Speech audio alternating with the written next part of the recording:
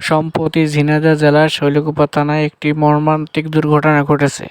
বিদ্যুৎ short circuit থেকে বাজারে আগুন লাগে এবং মুহূর্তে আগুন ছড়িয়ে পড়ে একের পর এক দোকানে। এই দুর্ঘটনা স্থানীয় ব্যবসায়ীদের জীবনে এক গভীর দুঃখ ও ক্ষতির চিহ্ন এঁকে দেয়। আগুন লাগার ঘটনাটি ঘটে গত রাত ৮টার দিকে, যখন বেশিরভাগ দোকান বন্ধ হয়ে যাচ্ছিল। বিদ্যুৎ সংযোগের ত্রুটির কারণে সৃষ্ট শর্ট সার্কিট থেকে বিদ্যুতের সূত্রপাত হয়।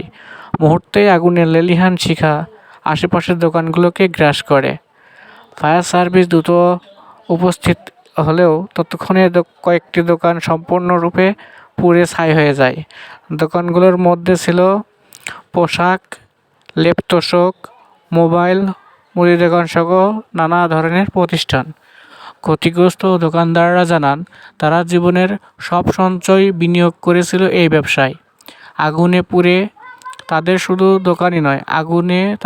দোকানই পড়ে না, স্বপ্নগুলোও নষ্ট হয়ে গেছে। কেউ কেউ ব্যাংক থেকে ঋণ নিয়ে ব্যবসা শুরু করেছিল। তাদের মাথায় এখন দুশ্চিন্তার পাহাড়। এই দুর্ঘটনা আমাদের মনে করিয়ে দেয় বিদ্যুৎ ব্যবস্থাপনা, সচেতনতা এবং সুরক্ষার গুরুত্ব কতটা। পুরানো বা ত্রুটিপূর্ণ সংযোগ যে কী পরিমাণ ভয়ঙ্কর বিপদ ডেকে আনতে পারে, এটাই তার বাস্তব উদাহরণ। সরকারি, বেসরকারি সহায়তা এবং প্রশাসনের তৎপরতায় ক্ষতিগ্রস্ত ব্যবসায়ীদের পাশে দাঁড়ানো জরুরি। শুধু তাই নয়, ভবিষ্যতে এ ধরনের দুর্ঘটনা এড়াতে বাজার এলাকাগুলো নিরাপত্তা ব্যবস্থা, ফায়ার সেফটি আরও শক্তিশালী করতে হবে। আগুনে পুড়ে যাওয়া দোকানগুলো শুধু কাঠামো নয়, মানুষের আশা, স্বপ্ন ও ভবিষ্যতের প্রতীক।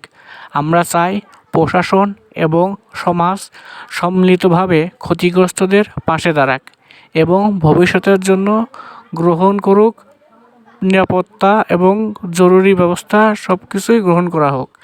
তাই আমাদের উচিত সম্পূর্ণ সেফটি নিশ্চিত করা।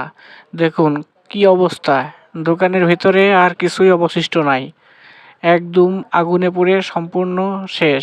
শৈলকুপা বাজারে নিয়মিতই ঘটে এই ঘটনা, তাই আমাদের উচিত সম্পূর্ণ সেফটি নিশ্চিত করা। ধন্যবাদ।